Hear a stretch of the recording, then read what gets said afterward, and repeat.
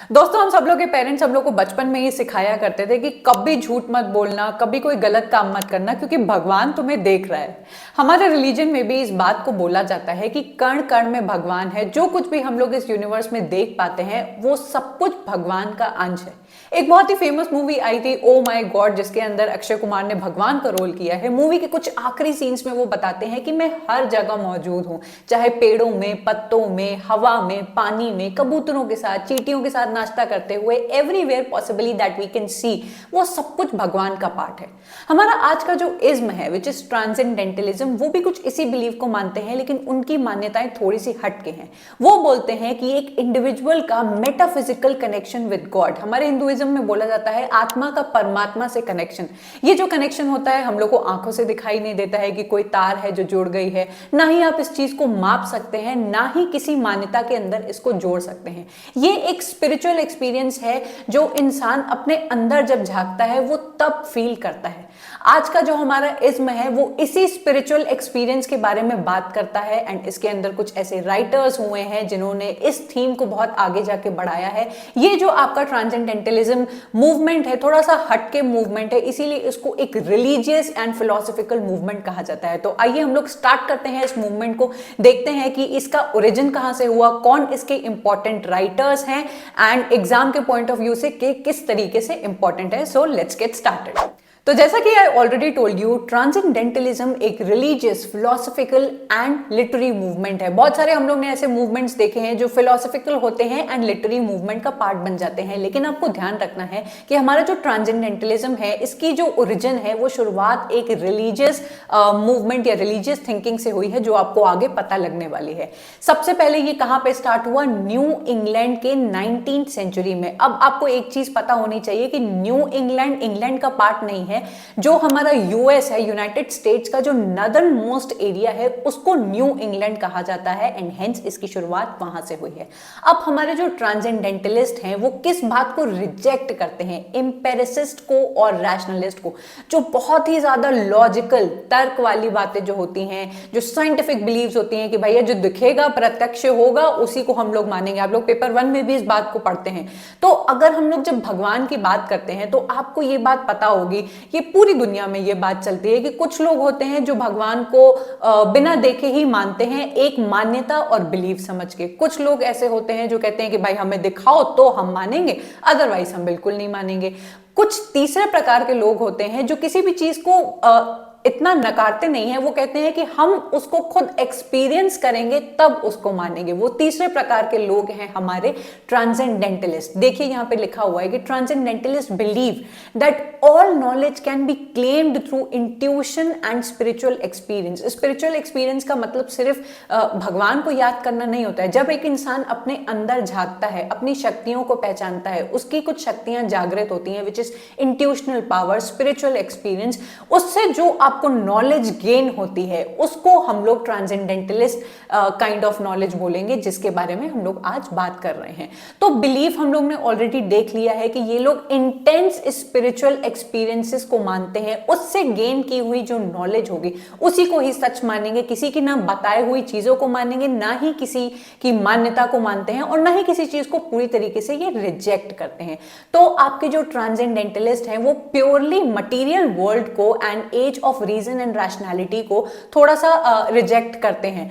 Basically जो ये as है वो neo classical as and romantic as के थोड़ा सा बाद में आती है। तो नियो क्लासिकल तो आप सबको पता है कि बिल्कुल कट्टर टाइप के लोग थे, रूल्स पे चलने वाले लोग थे, एंड वो रैशनलिज्म पे बहुत ज्यादा बिलीव करते थे। देन हमारे रोमांटिक्स आए, उन्होंने कहा कि भैया इंटेलेक्ट वगैरह तो उससे कोई लेना देना नहीं है, फीलिंग्स एंड इमोशंस ही एक ऐसी चीज है जिसमें मानना चाहिए। अब हमारे जो ट्रांसेंडेंटलिस्ट हैं किसी भी चीज को एज सच नकारते नहीं है, लेकिन वो कहते हैं कि हम अपने अंदर झांक के जिस चीज को फील करेंगे उसी चीज को मानेंगे। हेंस आपके जो ट्रांसेंडेंटलिस्ट हैं इनका जो क्लब बना था ये मोस्टली यूनिटेरियंस थे। अब यूनिटेरियन कौन है ये आपको आगे पता चलेगा। Did not reject Unitarianism but yearned for more spiritual experience to balance out the emphasis on pure reason. आप इस बात को अभी तक समझ गए होंगे कि किसी भी चीज को पूरी तरीके से नकार देना, ये एक टाइप के वर्ग में लोग आ जाते हैं। किसी चीज को पूरी तरीके से बिना सोचे समझे, बिना जाने कि वो सच है या नहीं है, उसको मान्यता की तरह एक्सेप्ट कर लेना। बट कुछ लोग जो बीच में आते हैं वो हमारे ट्रांसेंडेंटलिस्ट का पार्ट बन जाते हैं।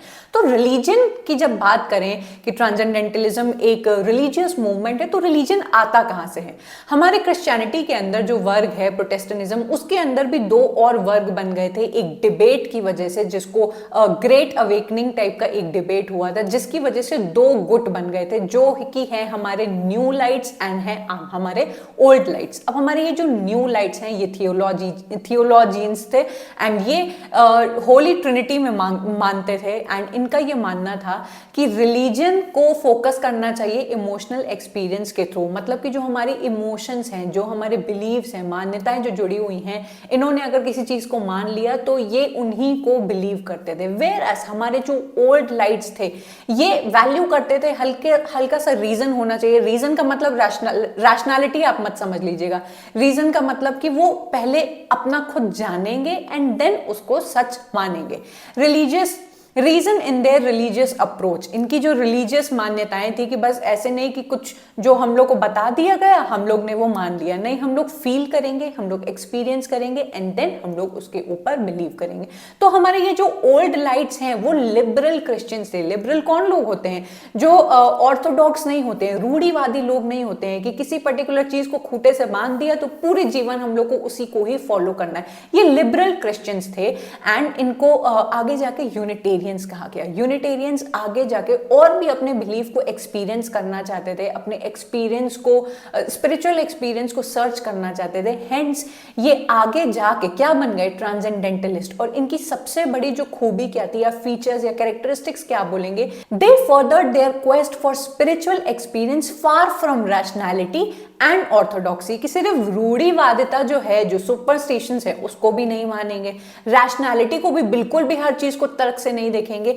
इनका जो मानना था कि हम लोग किसी भी चीज को अपने अंदर के स्पिरिचुअल एक्सपीरियंस के थ्रू ही ये लोग मानेंगे। तो आगे बढ़ते हैं इन ट्रांसेंडेंटलिस्ट के ऊपर किसका सबसे ज्यादा आप इन्फ्लुएंस कह सकते हैं? बहुत सारे इन्फ्लुएंस इनके ऊपर माने जाते हैं जो कि हैं semi religious beliefs towards nature. अब आपको बहुत अच्छे से पता होगा कि जितने भी हमारे रोमांटिक्स थे वो नेचर को ही अपना भगवान मानते थे। तो इन्होंने भी सेमी रिलीजियस बिलीव्स नेचर के टुवर्ड्स रखा है। बिल्कुल ही नेचर को ही नहीं, अगेन बिल्कुल मान लिया है कि हाँ, रोमांटिक्स नेचर को ही भगवान मानते थे, नेचर को ही अपना ग्रेट गुरु एंड टीचर मानते थे, तो हम लोग भी मानेंगे सेमी रिलीजियस बिलीव्स कि हाँ, क्योंकि भगवान का ये अंश है, पूरी दुनिया जो कण कण है वो भगवान का अंश है, तो वो लोग semi religious beliefs towards nature को मानते थे।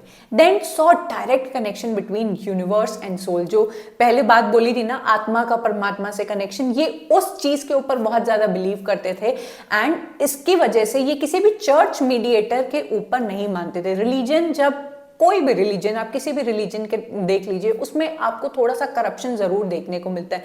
जो बीच में हमारे धर्म के ठेकेदार होते हैं, जैसे हम लोगों ने पीके मूवी में देखा था, वो हमारे रिलीजन को करप्ट करते हैं। वो अपने बेनिफिट के लिए कुछ मान्यताएं लोगों के साथ जोड़ देते हैं जिनकी वजह से उनका बेनिफिट होता है। अब वो मान्यताएं सच है या नहीं, जो लोग उसके ऊपर मानते हैं वो क्या कहते हैं, न्यू लाइट का पार्ट बन जाते हैं, कि मतलब वो लोग आंख बंद करके मानते हैं। जो लोग थोड़े से लिबरल होते हैं, जानने की कोशिश करते हैं, वो आपके ट्रांसेंडेंटलिस्ट बन जाते हैं। देन आपकी जो divinity is present in all objects, animate and inanimate, ये वही बात है कि कण कण में भगवान को देखना। मतलब भगवान की जो शक्ति है वो हर चीज में मौजूद है, इसीलिए हर चीज के एक्सपीरियंस को ये लोग मानते हैं और हर चीज की रिस्पेक्ट करते हैं। Then nature as the source of truth and inspiration, nature की यहाँ पे बात हो रही है कि सेमी रिलीजियस बिलीव्स हैं उनके नेचर को लेके।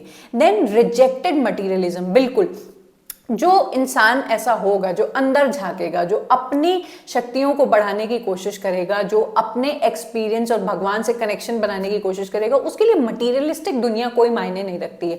तो हमारे नियो क्लासिकल टाइम पे जो मटीरियलिज्म बहुत ज्यादा फैल गया था इंडस्ट्रियल रेवोल्यूशन की वजह से, उसको ये पूरी तरीके से नकारते हैं और मटीरियलिज्म से दूर रहना ही पसंद करते हैं। बहुत इंटरेस्टिंग एक चीज है कि हमारे जो ट्रांसेंडेंटलिस्ट थे वो बहुत ही ज्यादा इन्फ्लुएंस थे हमारे Hindu culture and Buddhist philosophical thoughts है, क्योंकि इसके अंदर भी भगवान को, जैसा कि हम लोग ने वसुदेव कुटुंबकम का आपने एक फ्रेज सुना होगा जो बोला जाता है कि कण कण में भगवान है, हर एक चीज भगवान का अंश है। जो भी जीव जंतु इसके अंदर रह रहे हैं वो सब प्यार से एक दूसरे के साथ, एक दूसरे की हार्मनी के साथ रहते हैं। ये जो बिलीफ है हमारे ट्रांसेंडेंटलिस्ट ने एक्सेप्ट किया था। तो मेन आइडिया ऑफ ट्रांसेंडेंटलिज्म हम लोग अगर बोले तो वो क्या हो सकता है? Rejection of strict Puritan religious beliefs. अभी तक आपको समझ में आ गया होगा कि ये स्ट्रिक्ट बिलीव्स के ऊपर जो मान्यताएं हैं, बिलीव्स हैं, उनको नहीं मानते थे, ठीक है।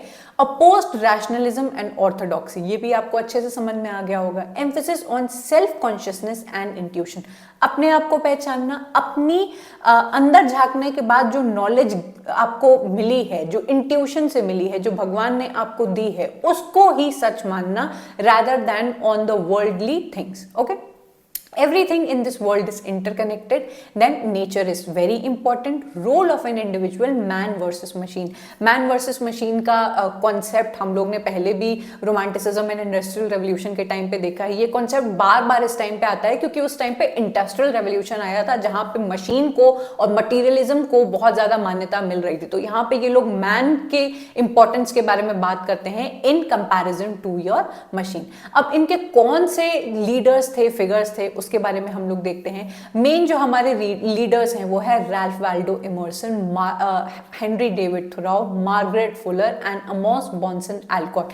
ये चार बहुत लीडिंग फिगर्स माने जाते हैं। कुछ और भी, हमेशा कोई भी इज्म होता है जिसको वो आइडिया पसंद आता है उसमें लोग जोड़ते चले जाते हैं, लेकिन ये हमारे मेन चार लीडिंग फिगर्स है। अब ये जो ट्रांसेंडेंटलिस्ट मूवमेंट चला था, इन्होंने चारों ने मिलकर एक क्लब बनाया था। इनकी जो राइटिंग्स थी वो किस में पब्लिश होती थी? द डायल में।